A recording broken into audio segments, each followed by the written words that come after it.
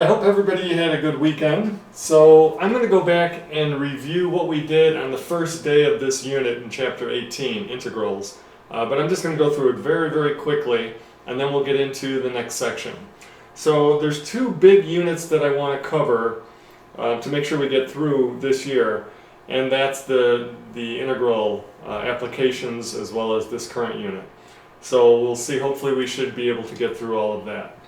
Alright, so what we learned way back when was that now we're interested in finding the area between a curve and the x-axis. So for example, if we have this graph, which is the parabola y equal x squared plus 1, and we want to find the area between x equals 1 and x equals 4 below the curve and above the x-axis. And that's a shape that we're not familiar with from geometry. And there's a lot of shapes that will come up that we don't know a formula to calculate the area. So one idea is to use approximations and use some rectangles. So for example, maybe I'll take 3 rectangles, each have a width of 1, and the height of each rectangle will be dictated by my graph, y equal x squared plus 1. So for example, in the first interval, get a pen, from the first interval, if we're going from x equals 1 to 2, I'm going to choose, let's say, the left endpoint, x equals 1, and I'm going to go up to my graph at x equals 1, and I'll use that as the height of my first rectangle.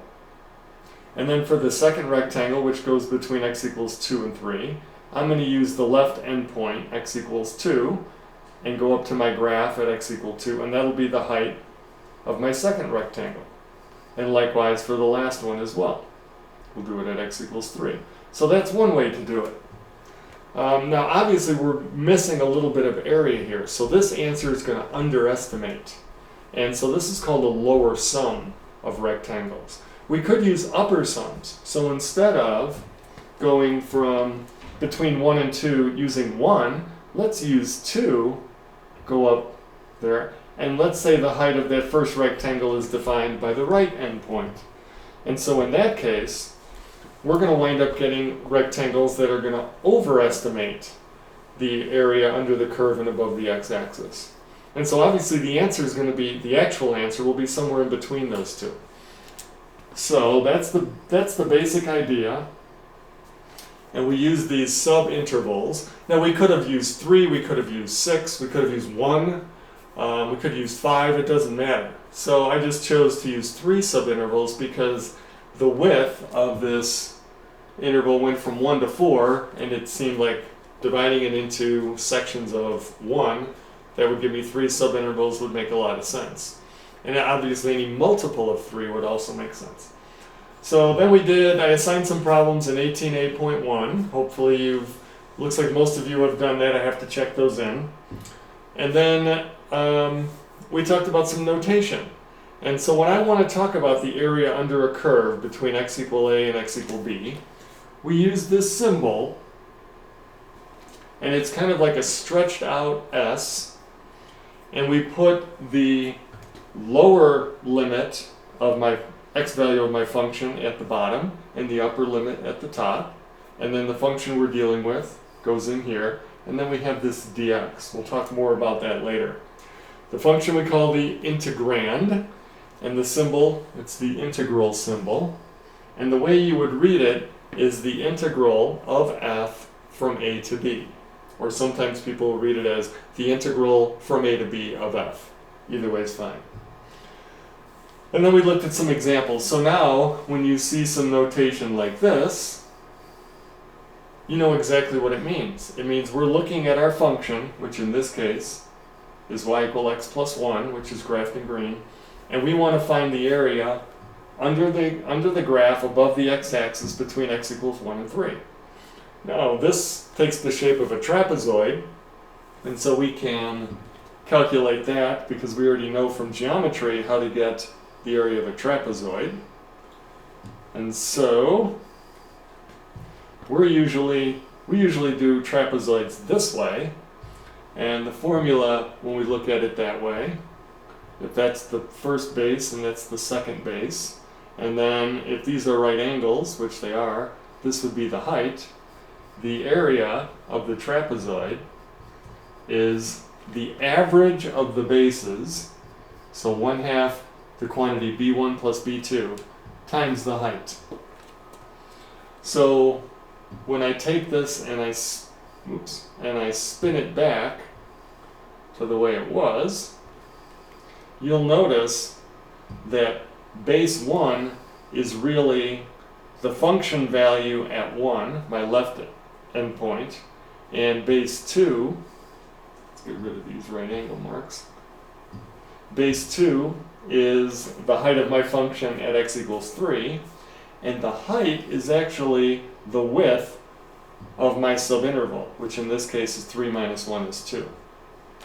So figuring out the area of this, it's going to be 1/2 base 1, which is f of 1, which is 2, plus base 2, which is f of 3, which equals 4, and then the height, which is 3 minus 1. And so we wind up getting an area of 6. Alright, so that was the big idea. And then we looked at some other interesting curves, like the sine of x.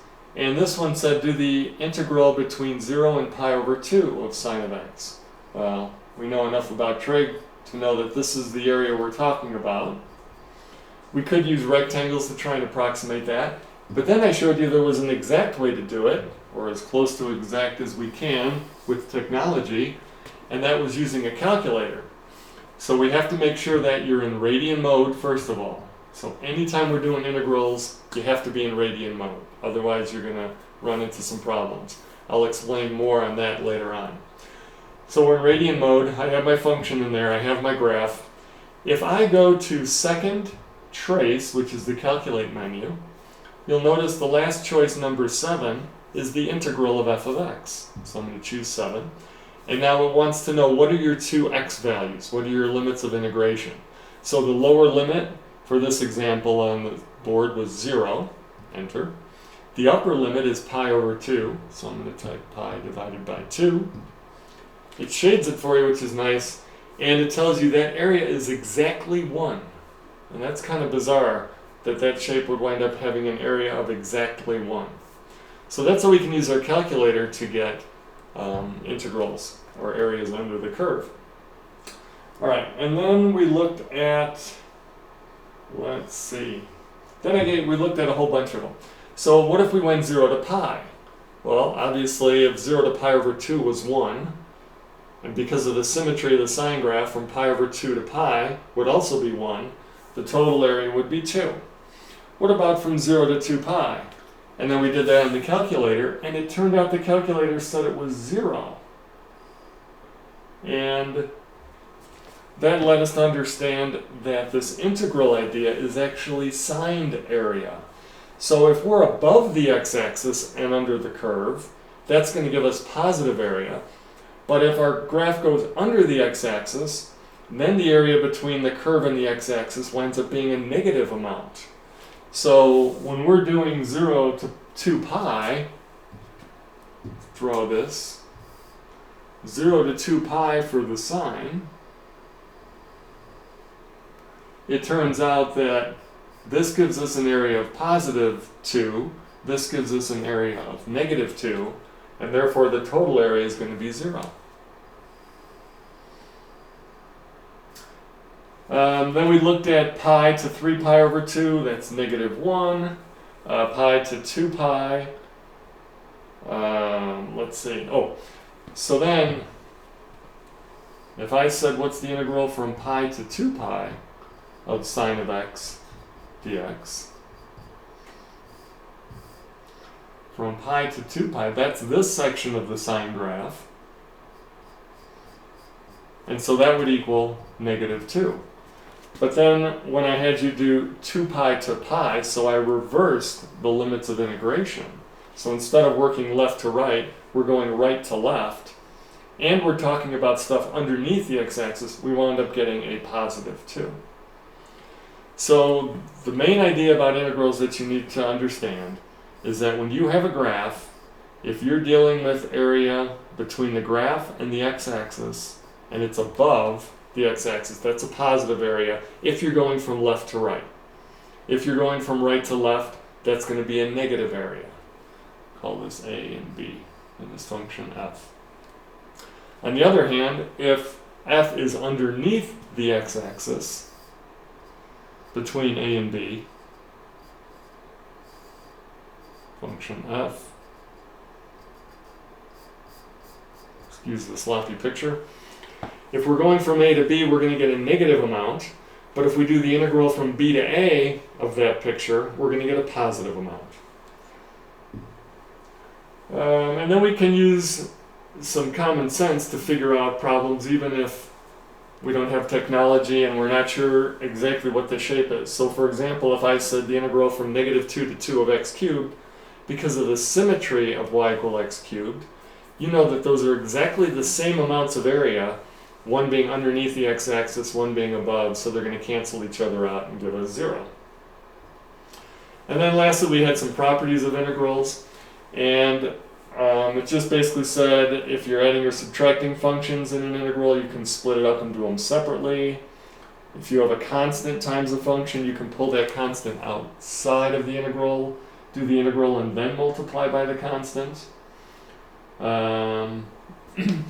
If all the outputs of a function f are less than or equal to all the outputs of a function g, then the integral from a to b of f is always going to be less than or equal to the integral from a to b of g. And then we had a few other, and then this one here on the bottom, this one right here, is really, really important and helpful. And it says if you're doing the integral from a to b, and c is somewhere in between a and b, you can split it up and do it separately. So you can do the area under a curve in chunks, in different pieces at a time. You don't have to do it all at once. And then when I talked about switching the limits of integration makes your answer the opposite. So then I assigned problem number 3 from 18a.2. So hopefully that went well for you guys. If you're working through homework and you have questions, then please shoot me an email and I'll give you a response. And if I get questions on one of the same problems, then I might just make a quick video and go through it for you. Okay, so what I wanted to talk about today then was to move on to section 18b, which deals with antidifferentiation. So, and this will be pretty straightforward, pretty easy, I think, for you. So if, and notice capital and lowercase here, if capital F prime of x equals lowercase f of x, then we say that capital F of x is an antiderivative of f of x. So we spent several units doing derivatives and finding f, and then, or given f, finding f prime. Now we're kind of going to work backwards. So if I give you a function, I want to find the function whose derivative is equal to that function that I gave you. So for example, we're just going to go through a bunch of examples here, and it'll be a lot clearer after we go through some of these. Find an antiderivative of f of x equals 3x squared. So what that means is I want you to find a function, capital F of x, whose derivative is going to be 3x squared. Now, you know from the power rule that x to the n, when we take the derivative, it's going to be n, I don't need those parentheses, it's going to be n times x, and then we subtract 1 from the exponent. So if we're working backwards, we're going to add 1 to our exponent, and then we're going to have to figure out how to deal with this coefficient that should be in front of x. So, if my derivative becomes an x squared, I know originally it was an x cubed. Now, let's just say it's x cubed. What's the derivative of x cubed? Well, 3x squared. Oh. So, that's exactly what I'm supposed to get when I take the derivative. Now, there's one slight thing we have to remember. X cubed works. How about x cubed plus 1? What's the derivative of that? It's still 3x squared. How about x cubed plus 4? It's still 3x squared. How about x cubed plus 478 and a half? that's still 3x squared. So any constant added onto this is going to give us that same derivative. So what we want to do is include all the possibilities. So we're just going to say plus c, where c stands for a constant. And so that takes care of all the antiderivatives of 3x squared. And if you notice, the graphs of all these answers, all they differ by is a vertical shift. So the shape of the graph is always still going to be the same at any given x value. But just shifting it up or down won't change the slope of the tangent line. You might want to replay that idea again, because that's important. Find an antiderivative of f of x equals x squared. Okay, so we've got f of x. Now, the derivative is an x squared, which means that originally it had to be an x cubed, because I add 1 to the b squared. But if I take the derivative of x cubed, I get 3x squared. I don't want 3x squared, I just want 1x squared. So I have to offset that 3 that I would have to multiply when I take the derivative. And so I'm just going to multiply by the reciprocal, which is 1/3. Now if you take the derivative of capital F of x, 3 times 1/3 is 1, and then x to the second power. And then don't forget, plus any constant. Okay, let's try another one. What's the derivative of y equal x? Now notice, this isn't f of x equals, I'm still going to use a capital F. Alright, so this is x to the first power. So before I took the derivative, the exponent should have been 1 more, so it should have been an x squared. Now if I take the derivative of x squared, it becomes 2x. And I didn't have a 2x, I had a 1x. So I need to offset multiplying by that 2, so I'll put a 1/2 in front. Now if you take the derivative of this, 2 times 1/2 cancels, and we get 1x to the first. And don't forget plus c. Okay? Let's get away from the polynomials for a minute. How about y equal e to the x? Well, e to the x is that rare function that it is its own derivative. So we know that my antiderivative is just going to be e to the x, because the derivative of e to the x is e to the x. But also we could add any constant on that as well. And the derivative is still going to be just e to the x. Okay. Ooh, how about cosine x? What function has a derivative equal to cosine? Have we got that already? That's just sine of x. Double check, derivative of sine is cosine. And then we could also add any constant on there. So, antidifferentiation sometimes bothers students for a while until you realize that it's more of an art form. It's not like taking the derivative where you have rules for everything. It's like, oh, it fits this one, so I use that rule. Antiderivatives is more of an art form, and so you'll see as we get more complicated. These are pretty simple, but as we start to get more complicated, there's not just one certain way to do it. And we'll learn some techniques of how to find these, but they don't always work and they don't apply to every problem. So the easiest thing you can do is write down what you think is the answer, something that's going to get you close. Take the derivative of that answer and see where you're at. And if you need to adjust, make an adjustment. It's almost like a guess and check. Okay, find the antiderivative of f of x equals the square root of x. When you start to get to roots, you want to think of this as fractional exponents. So x to the 1/2. Alright, so how are we going to deal with this? Well, the antiderivative means the exponent is going to be 1 higher. So I know that it's going to be x to 1/2 plus 1. Just like, when it was x squared, our antiderivative was x to the 3rd. We added 1 to the exponent of 2. So we're going to add 1 to the exponent. So it's going to become x to the 3/2. So combine that. And let's write this just as x to the 3/2. Alright, now let's take the derivative of what we have.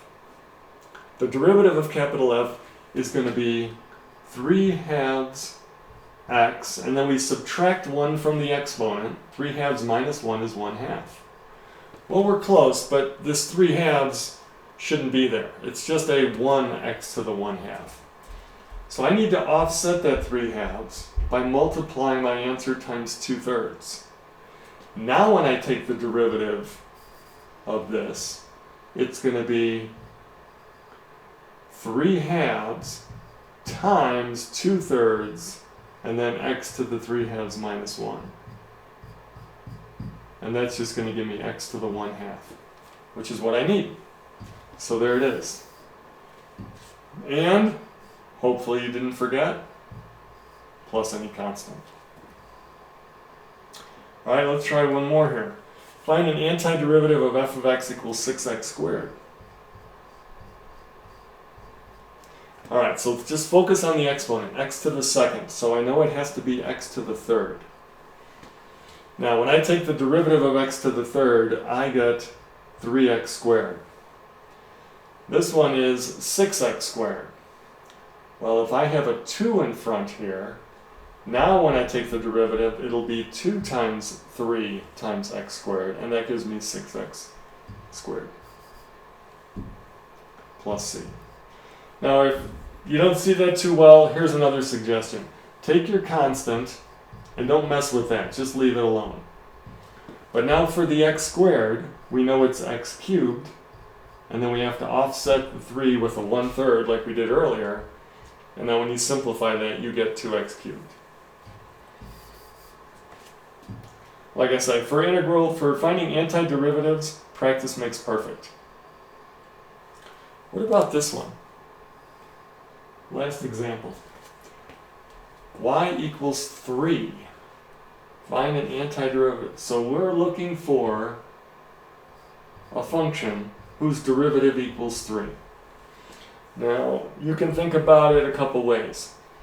Remember, you don't want to fall into that trap of, wait, I have to recognize a certain type of problem and then I do this.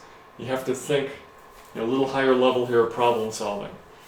So, when we had linear functions, the derivative is the slope of the tangent line. The tangent line is actually the linear function itself. So the derivative is just the slope. So I need a linear function who has a slope of 3. Well, that would just be 3x plus c.